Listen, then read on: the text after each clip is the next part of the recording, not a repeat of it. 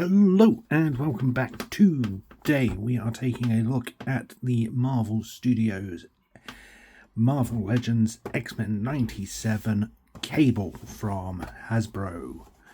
This is part of the second or third wave of figures from the X-Men 97 line, which is the Disney Plus animated series, continuing on from that 90s X-Men cartoon. The figure comes on a retro-esque blister card packaging, very reminiscent of toys released in, the 80s and 90s.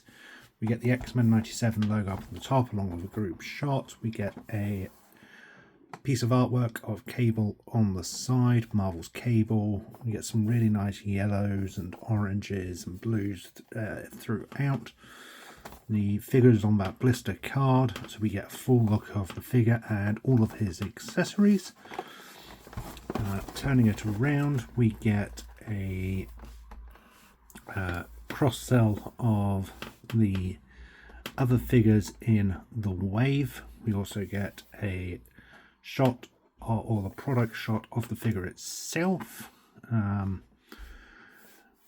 Get the X-Men logo up there, Marvel's Cable, legal and barcode, and that is it for the packaging. So let's get this figure opened and take a look.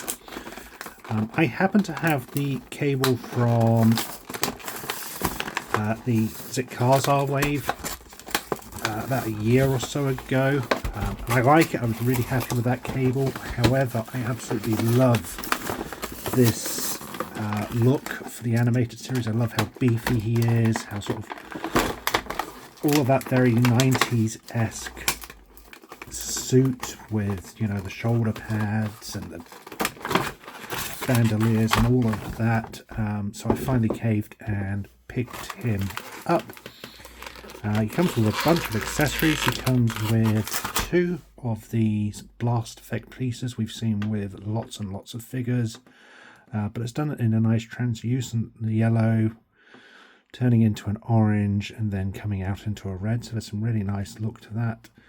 It does separate, so if you want to remove that and just have the blast effect piece, you can. Otherwise it just pegs into place. So as I said, we get 2 of them, both the same. It comes with an alternate gripping blast hand and a second gripping blast hand as well. It says, if you can get it out.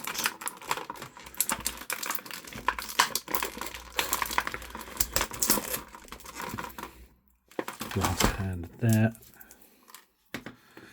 We also get a smaller gun, which does appear to, it can fit those effects pieces nice and tight as well.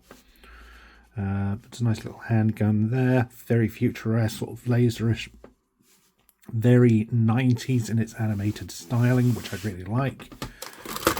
You then also get a much bigger version, again, able to fit that blast effects piece. There's some nice red paint apps on the weapons. Would have been nice if we could have had some additional silver paint or something beyond just the silver plastic it's molded in, just to bring out some of these details. But the red paint apps are quite nice. And then, of course, we get the figure himself, who is a very beefy and chunky figure. He feels very tight in the joints, which is nice. He's got a nice animated-esque head sculpt with that headpiece coming up into the little antenna. He gets the sort of tattoo across his eye. The only thing is, I wish maybe we'd had an alternate head where we get that glowing eye effect. We had that with the comic book wave version, but would have been nice to have had that as well with this, but it does come with a lot of accessories, so understandable why we didn't get any alternate heads or anything like that. I like the white of the hair for it, which is I don't know if it's my light or not, but there seems to be a very subtle grey wash to it. So it's not just a plain white, there's a slight tonage there. Got the puff of his jacket or top or whatever it is. We get those shoulder pads.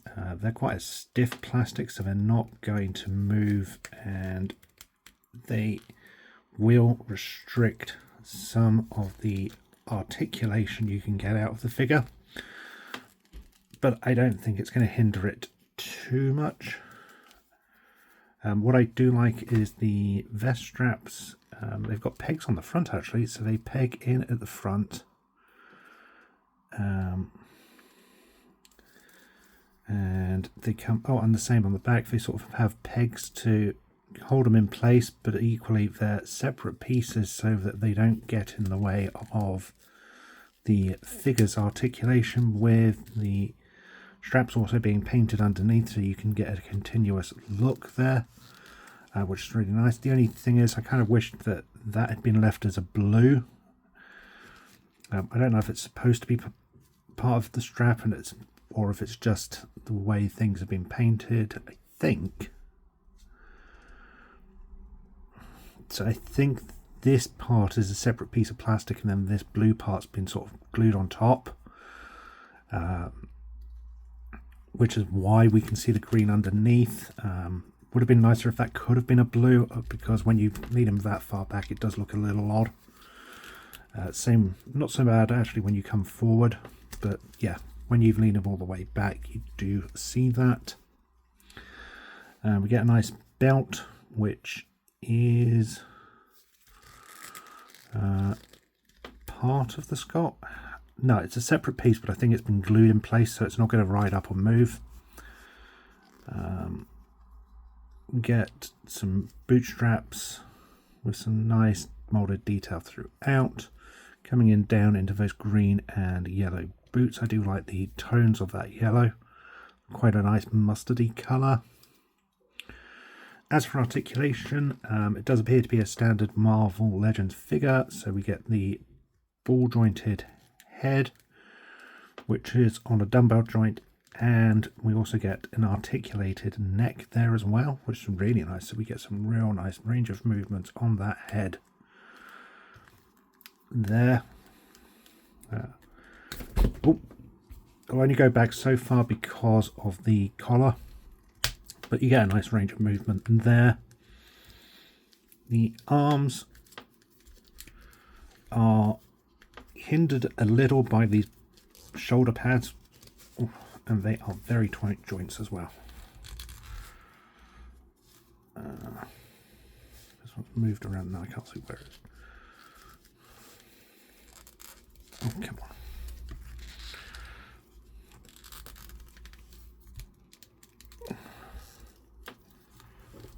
Tight arm joint, and I'm trying, so I think, yeah. So we'll look at, I've managed to twist the arm peg around, and now it's so tight I can't get it turned back around. Very tight joints on this, but they don't feel like they're going to snap or anything if you overforce them. They're just stiff. So let's look at this figure, or this arm. You can see the arm comes out on that swivel peg and joint there. As I said, it is limited to the movement of, because of those shoulder pads, but you still get a reasonable range of movement out of there. He's got that bicep swivel, double hinge at the elbows, swivel and peg at the wrist, so we get plenty of movement there. We've seen he's got a torso swivel, which is really quite nice, and then he has a waist swivel as well, so you get some real... it's interesting they've gone with the waist swivel rather than an ab crunch. Normally these figures have the ab crunch when they've got the ball jointed torso, but I quite like that. That's not too bad. Yeah, so you can get plenty of movement out of that, there and there. Leg goes back that far because of the sculpt of the buttocks, comes forward that far, out to the side. We get those calf swivels, double bend at the knee, no boot cut, but again, I'm never a big fan of the boot cuts. I don't feel it's necessary, but I might be in a minority there. And then we get that standard ankle tilt and swivel.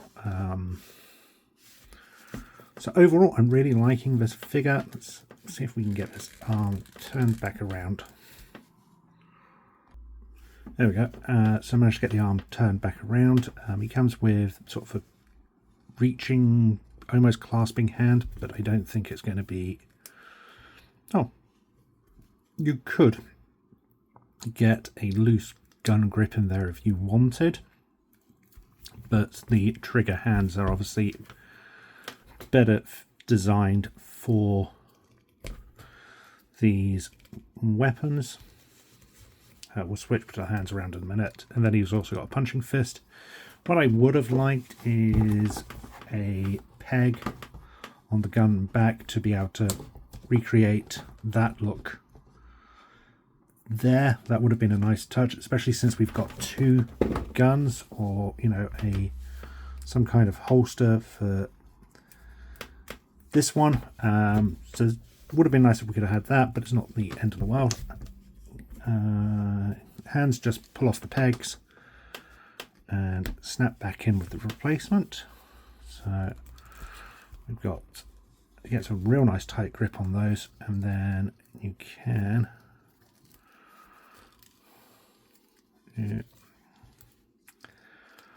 sort of get him. You could really do with some butterfly joints to properly get a two-handed grip on the gun. It doesn't quite, because there's no swivel there. You sort of essentially have to rotate the gun a little to get it in one of those two-handed poses. So it definitely could have done with the butterfly joints, but it's not a make or break for the figure. But you can get him in one of those sort of classic Cable-esque poses.